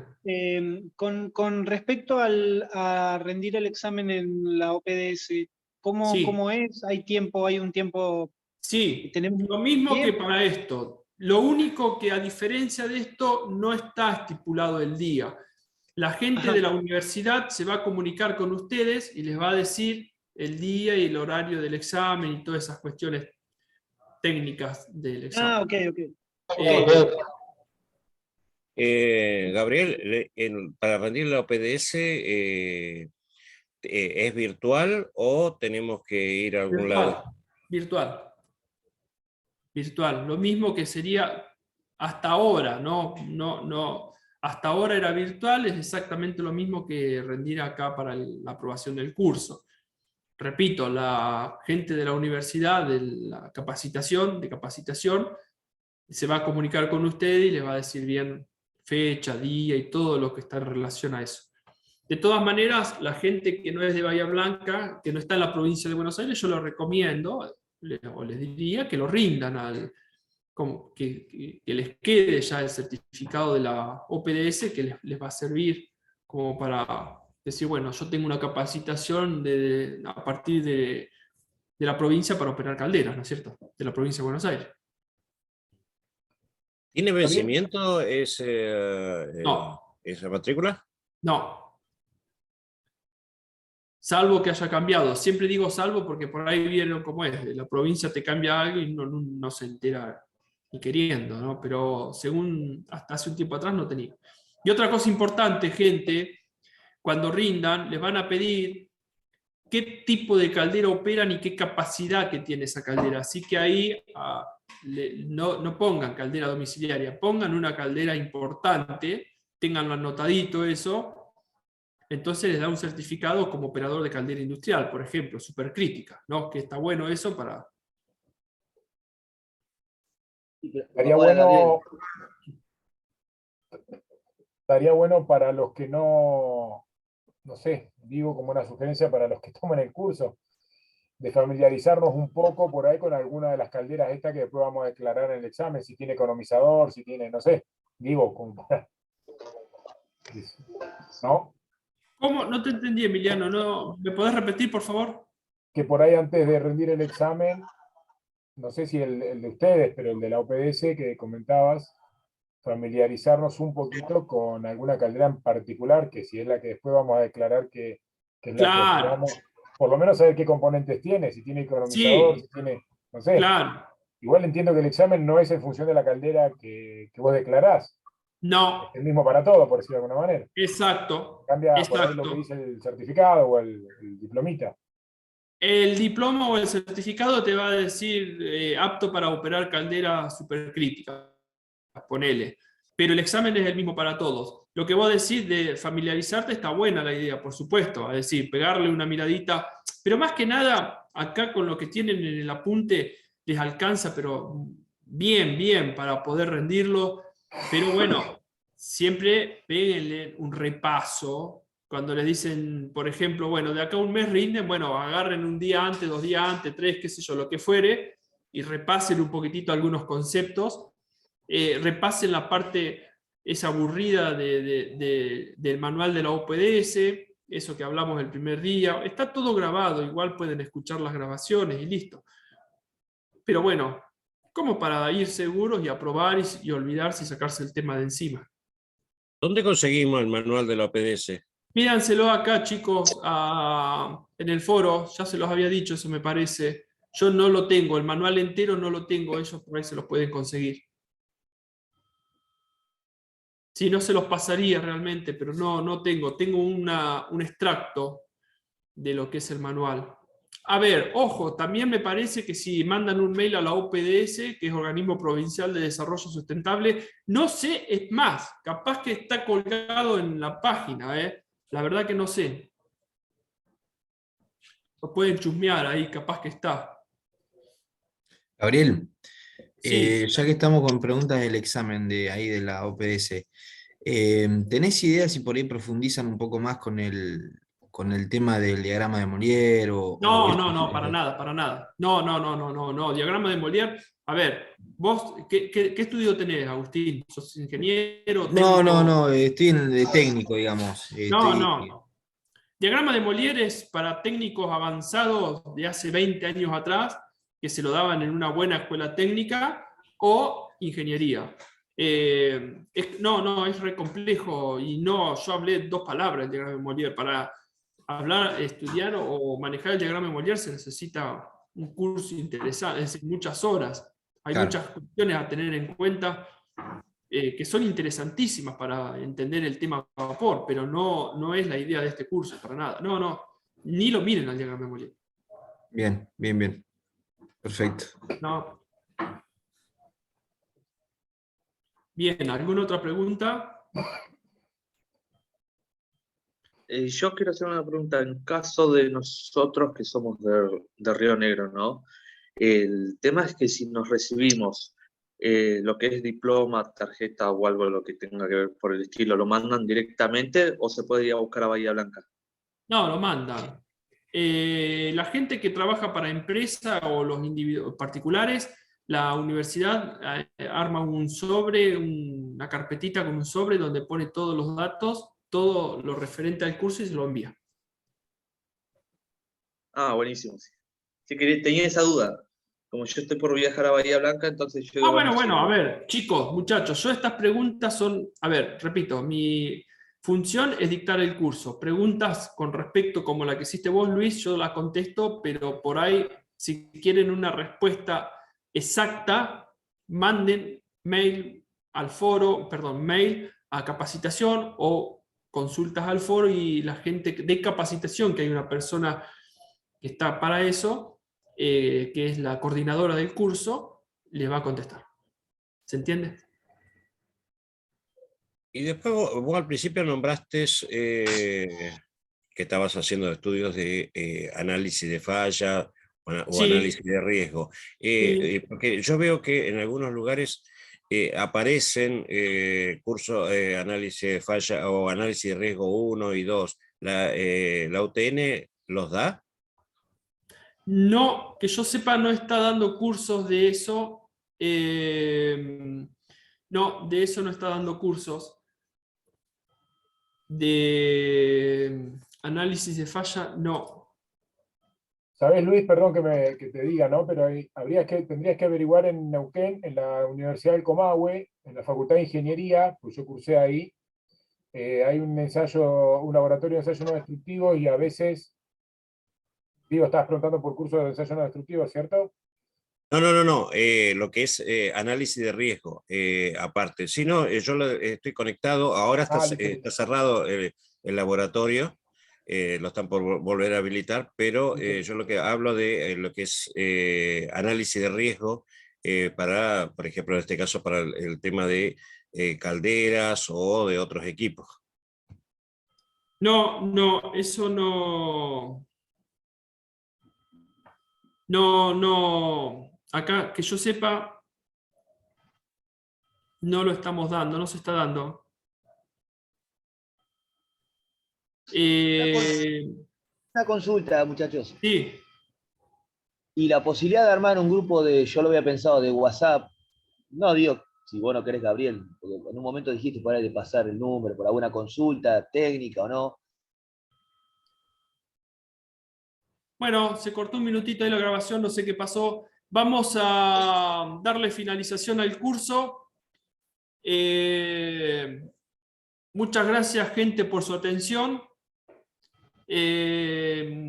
por su predisposición, por participar. Espero que les haya sido útil y cualquier pregunta la hacen saber al foro, por favor. Si es pregunta con respecto al cursado, al curso, y si es pregunta técnica con respecto a algún otro problema, a donde corresponda.